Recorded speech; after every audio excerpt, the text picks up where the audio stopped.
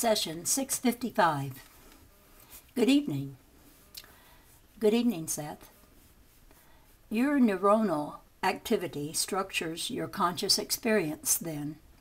The overall rhythms of your creaturehood automatically bring you into periods of rest and intense focus. The night and day constitute a framework within which your experience is couched, providing the conscious mind with needed stimuli and relaxation, and allowing for proper assimilation of events.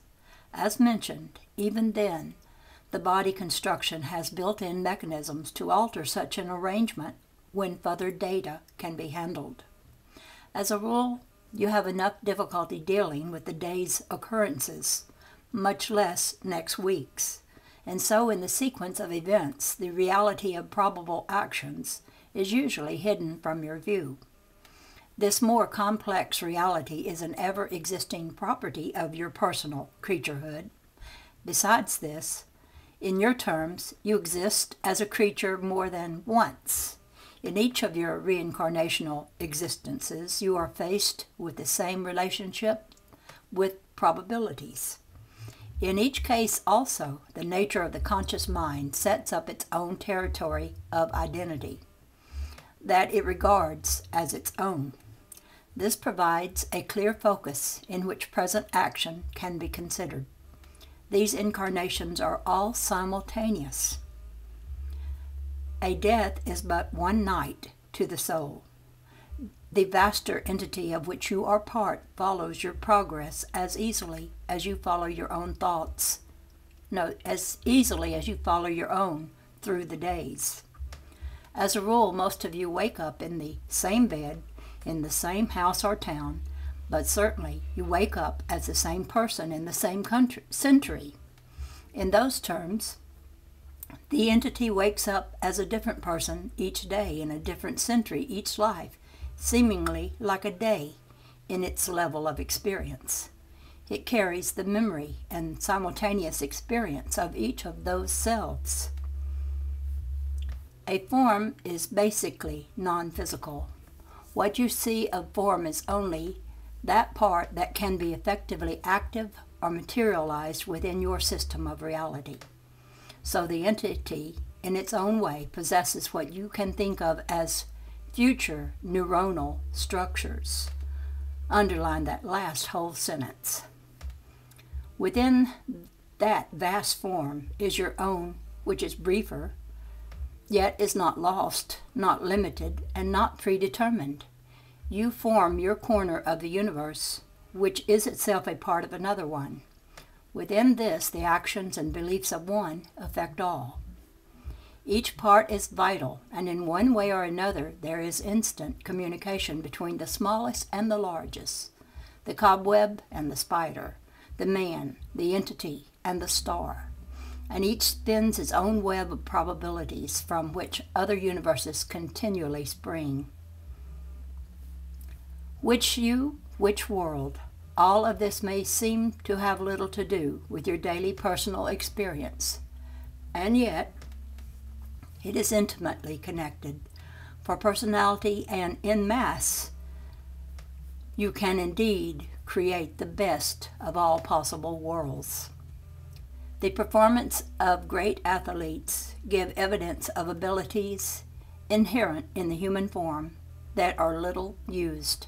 Great artists, by their very works, demonstrate other attributes latent in the race as a whole. They still represent one-line delineations, however. Within the experience of your race as you know it lie all the patterns that would point to some fully developed human being, in which all inherent tendencies were given full play and came to fruition. You would have an individual who displayed within himself or herself all of those great abilities known to the race, fulfilled according to his own unique temper. The artist, mathematician, athlete, the inventor, all the extraordinary qualities of creaturedom. The emotional realities would be used to their capacity, and any of the racial qualities or characteristics of the species would be seen as aspects, one of the other. Wisdom and foolishness would be seen as aspects, one of the other. Religion and science would each be unhampered by dogma in such an individual. In the same way, following your own trace experiences and characteristics, you can discover those probable abilities that are yours and uncover to some degree the nature of probable actions open to you for physical materialization. There are traces in your present experience of your probable selves, even as there are signs in each individual of all the great talents shown and developed so flamboyantly by a few. These traces can be brought into your experience to enrich it. They do so, in any case, on unconscious levels, where they form the basis from which you choose your current experience. The next brief chapter will be devoted to methods that will allow you to take advantage of greater options, to bring into your daily experience events and experiences that have so far remained latent. In each individual case, the opinions will be different, of course, yet you can draw into your present life some knowledge and intimate connection with your own probable realities. On a conscious basis, then, you can learn to deepen the dimensions of your life by pulling into it the rich fabric of probabilities. Period. End of chapter. And break. And the next is chapter 15. Which world, only you can answer, how to free yourself from limitations. Now, I will begin the next chapter, or you can have an early session if you prefer. No, go ahead. I feel all right, I said, although I was a little tired. Which world, only you can answer, how to free yourself from limitations. Give us a moment. Since your conscious beliefs determine those unconscious functions that bring about your personal experience, your first step is to enlarge those beliefs. The concepts given in this book should have already helped you to do that to some extent. Within your own subjective reality are traces of all those roads not taken, those abilities not used. You may think of yourself as primarily a parent, or mainly in terms of your job or profession. As much as possible, for now, forget the normal, familiar light in which you see yourself and consider your identity. Write down or enumerate all of your known physical and mental abilities, whether they have been developed or not, and all of those inclinations toward particular activities, even those only remotely considered, as well as those that have come at all vividly to mind. These represent the varied probable characteristics from which you have chosen to activate your particular main interest. Out of these attributes, therefore, you choose what you now consider to be your hard-bed reality. Any of those directions followed can enrich the existence that you know, and in turn open up other probabilities that now escape you. The main image of yourself that you have held has, to a large extent, also closed your mind to these other probable interests and identifications. If you think in terms of multidimensional self, then you will realize that you have many more avenues open to expression and fulfillment than you have been using. These probable achievements will lie latent unless you consciously decide to bring them into being. Whatever talents you sense you have can be developed only if you determine to do so. This simple act of decision will then activate the unconscious mechanisms. You, as a personality, regardless of your health, wealth, or circumstances, have a rich variety of probable experience from which to choose. Consciously, you must realize this and seize the direction for your own life. Even if you say, I will go along with all life offers, you are making a conscious decision. If you say, I am powerless to direct my life, you are also making a deliberate choice, and in that case, a limiting one. The path of experience is nowhere settled. There is no one road that does not have avenues to another. There are deep veins of probable actions ever available to you at any given time. Your imagination can be of great value, allowing you to open yourselves to such courses. You can then use it to help you bring these into being. If you are poor, you choose that reality from many probable ones that did not involve poverty and that are still open. If you chose illness, again, there is a probable reality ready for initiation in which you chose health. If you are lonely, there are probable friends you refused to meet in the past but who are readily available. In your mind, therefore, see those probable abilities or events taking place. As you do, the intensity of your desire brings them into your experience. There are no boundaries, again, set about the self. There are literally many other probable yous. You can draw upon their abilities as in their own way they call upon your own, for you are all intimately connected. You must realize that you are indeed a probable you. Your experience is the result of beliefs. Your neuronal structure necessitates a certain focus, so that other experiences counter to your conscious assumptions remain probable or latent. After the beliefs and any probable self alter the beliefs and any probable self can, within certain limitations, be actualized. Now, that is the end of dictation and the end of the evening. My heartiest good wishes to you both and fond good evening. Now for the next session is number 656. Good evening. Good evening, Seth. Probable dictation. What you must understand is this. Each of the events in each of your lives was once probable. From a given field of action, then, you chose those happenings that will be physically materialized. This operates in individual and mass terms. Suppose that today your home was robbed. Yesterday, the theft was one of innumerable probable events. I chose such an example because more than one person would have to be involved, the victim and the robber. Why was your home ransacked and not your neighbor's? In one way or another, that through your conscious thought, you attracted such an event and drew it from probability into actuality. The occurrence would be an accumulation of energy turned into action and be brought about by corollary beliefs.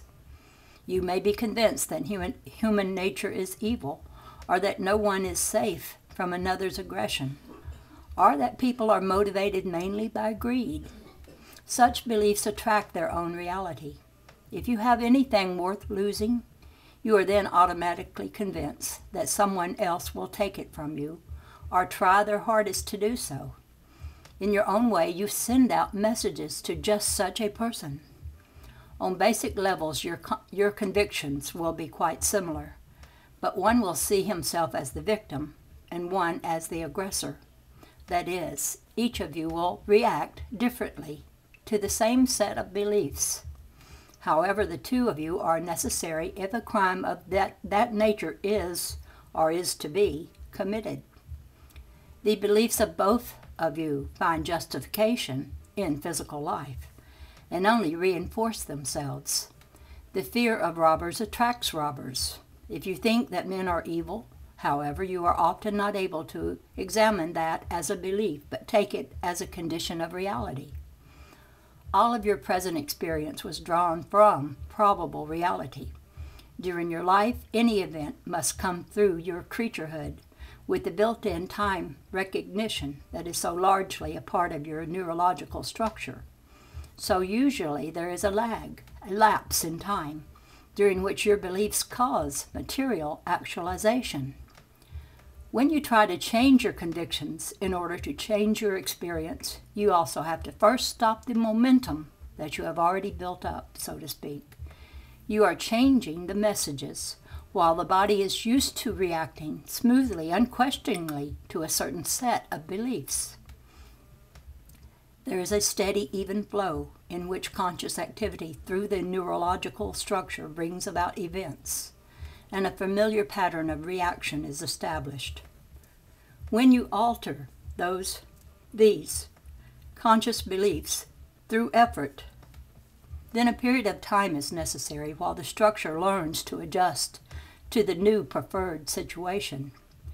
If beliefs are changed overnight, comparatively less time is required. In a manner of speaking, each belief can be seen as a powerful station, pulling it from fields of probability, only those signals to which it is attuned, and blocking out all others.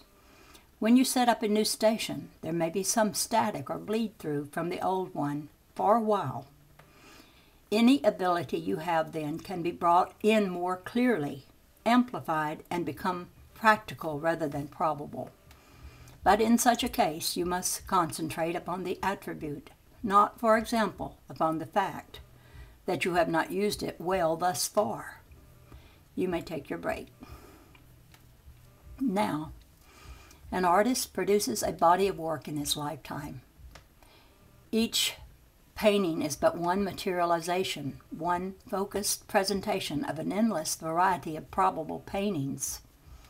The actual work involved in the selection of data is still made according to the beliefs of the artist's conscious mind as to who he is, how good an artist he is, and what kind of artist he is, what school of artistic beliefs he subscribes to, his ideas of society and his place in it, and aesthetic and economic values, to name but a few.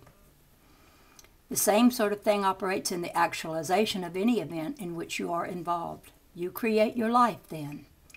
Inner images are of great importance to the artist. He tries to project them upon his canvas or board. Again, you are each your own artist, and your inner visualizations become models for other situations and events. The artist utilizes training and mixes his colors in order to give artistic flesh to his painting. The images in your mind draw to themselves all the proper emotional energy and power needed to fill them out as physical events. You can change the picture of your life at any time if only you realize that it is simply the one portrait of yourself that you have created for an unlimited amount of probable ones. The peculiar aspect of your own probable portraits will still be characteristic of you and no other. The abilities, strengths, and variants that you may want to actualize are already latent in your terms and at your disposal. Suppose that you are unhealthy and desire health. If you understand the nature of probabilities, you will not need to pretend to ignore your present situation. You will recognize it instead as a probable reality that you have physically materialized. Taking that for granted, you will then begin the process necessary to bring a different probability into physical experience. You will do this by concentrating upon what you want, but feeling no conflict between that and what you have, because one will not contradict the other. Each will be seen as a reflection of belief in daily life.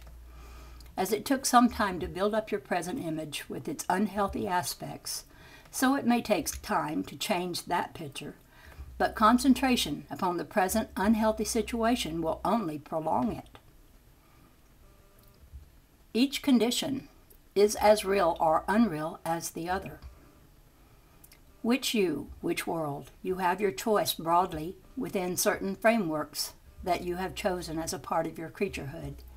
The past as you think of it and the subconscious, again as you think of it, have little to do with your present experience outside of your beliefs about them. The past contains for each of you some moments of joy, strength, creativity, and splendor, as well as episodes of unhappiness, despair perhaps, turmoil, and cruelty. Your present convictions will act like a magnet, activating all such past issues, happy or sad. You will choose from your previous experience all of those events that reinforce your conscious beliefs, and so ignore those that do not. The latter may even seem to be non-existent. As mentioned in this book, the emerging memories will then turn on the body mechanism, merging past and present in some kind of harmonious picture. This means that the pieces will fit together whether they are joyful or not. This joining of the past and present in that context predisposes you to similar future events, for you have geared yourself for them. Change now quite practically alters both the past and the future. For you, because of your neurological organization, the present is obviously the only point from which past and future can be changed, or when action becomes effected. I am not speaking symbolically. In the most intimate of terms, your past and future are modified by your present reactions. Alterations occur within the body.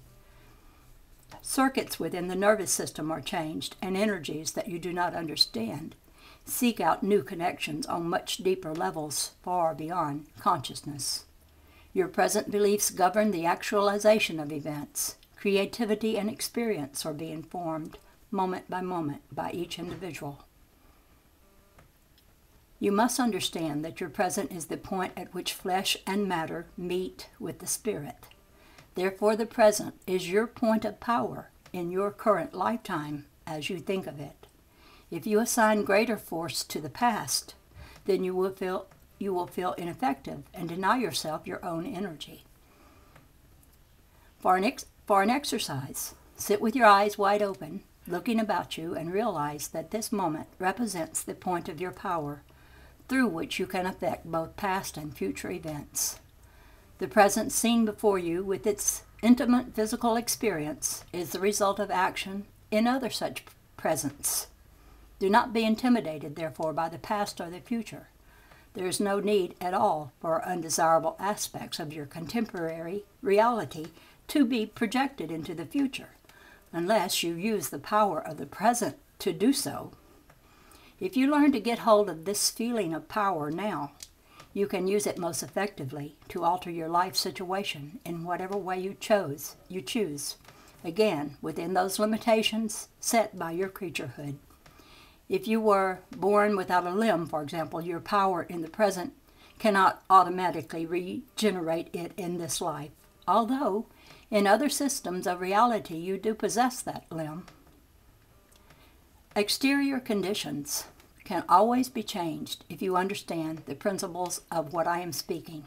Diseases can be eliminated, even those that seem fatal, but only if the beliefs behind them are erased or altered enough so that their specific focusing effect upon the body is sufficiently released.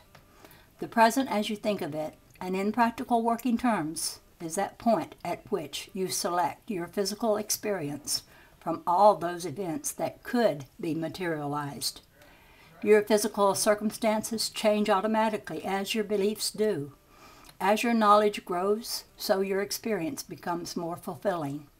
This does not necessarily mean that it evens out in any way or that there are not peaks and valleys. Each aspiration presupposes the admission of a lack. Each challenge presupposes a barrier to be overcome.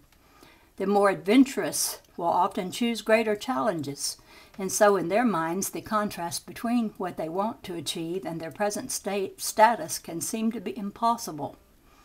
In each case, however, the point of power is the present, and from that moment you choose which you and which world. The experience of a country is the cumulative result of the choice of each individual in it. So as you choose your own circumstances, you affect each other person within your country and your world. In many native cultures, an individual is not considered in terms of his age at all, and the numbering of years is regarded as insignificant. In fact, a man may not know his age as you think of it. It would do you all good, young, middle-aged, and old alike, to forget the number of your years. because in your culture so many beliefs are limited in those ways. Youth is denied its wisdom, and old age is denied its joy. To pretend to ignore your age, to act young because you fear your age, is no answer. In your terms, your point of reality and power is, once more, in your correct experience. A realization of this would allow you at any age to draw upon qualities and knowledge that existed in your past or will exist in your future. Your ages are probable simultaneous. Although time does not basically exist as you know it, if you are neurologically forced to perceive your life as a series of passing moments. As creatures, you are born young and grow older. Yet the animals as creatures are not as limited in their experience in that regard. They have no beliefs in old age that automatically shut down their abilities, so left alone, while they do physically die, as all creatures must in those terms, they do not deteriorate in the same way. You do not understand the communications between yourselves and pets, for example, where in their own way they interpret and react to your beliefs. They mirror your ideas then, and so become vulnerable as they would not be in their natural circumstances. In greater terms, their relationship with you is natural, of course, but their innate realization that the creature's point of view is in the present is to some degree undermined by their own receptivity and translation of your beliefs. A young kitten is treated differently than an older one. The cat responds to such conditioning. In the same way, your own conclusions about age become fact in your experience. In line with them, if you could convince yourself that you were 10 years younger or 10 years older, then it would be faithfully reflected in your personal environment. If you were 20, you would be able to draw upon the wisdom you imagine you would have at 30. If you were 60, you would be able to use the physical strength you imagine was denied you now, but available then. All of this would be physically and biologically expressed within your body as well. Which you, which world? If you are lonely, it is because you believe in your loneliness in this present point, that you acknowledge as time. From what seems to be the past, you draw only those memories that reinforce your condition, and you project those into the future. Physically, you are overwhelming your body as it responds to a state of loneliness through chemical and hormonal reactions. You are also denying your own point of action within the present. Vitamins, better food, medical attention may temporarily rejuvenate the body, but unless you change your beliefs, it will quickly become swamped again by your feelings of depression. In such a case, you must realize that you make your own loneliness and resolve to change through both thought and action. Action is thought in physical motion, outwardly perceived. Now, that is the end of dictation, and give us a moment. I have a few words for you. Seth rather suddenly launched into a page of data for me. It was about some limiting attitudes I had concerning painting and age. It was very perceptive, and I was somewhat surprised to realize that the ideas had been right there before me all along. I don't remember anything since that last break, Jane said. Her delivery and manner had grown increasingly forceful and driving as the session progressed. Both of us felt relaxed but active now. I talked about going out for a beer, then speculated that it was too late. In a moment, Jane went back into trance. And for Seth's amused comment, "I told you to go to your establishments, but no one listened." "I heard that," Jane said, laughing. Jane was much taken with the phrase point of power. She found it very evocative. After the session, she remarked several times that she wished Seth had used it in the heading for this chapter. She even discussed adding it to the heading without really intending to do so. And this next video, I will start at session 6.